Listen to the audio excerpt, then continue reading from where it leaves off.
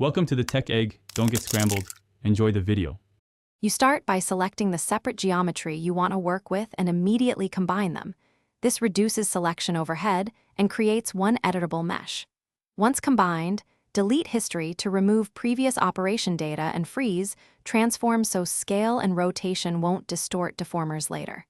Make sure pivots are centered where needed. This helps symmetry and transforms. These first steps set a tidy foundation, preventing topology surprises and making subsequent cleanup and UV work far easier and faster. Once the mesh is combined, you clean topology to ensure predictable results. Start by merging nearby vertices with a small tolerance.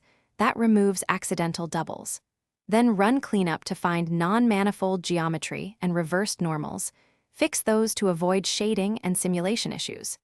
If the mesh is dense or messy, retopologize using Quad Draw or a reduction tool to create animation-friendly quads. This step matters because clean topology deforms and textures much more reliably in rigs and... To finish, you prepare the mesh for texturing and downstream use.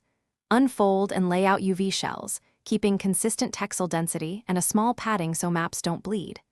Apply smoothing or crease edges where required, then preview with a checker shader to catch distortion.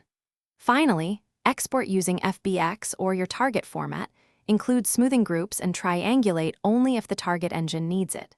If problems occur, recheck normals, non-manifold faces, and UV overlaps as the first troubleshooting steps. Thanks for watching. Consider subscribing if I helped unscramble your problems.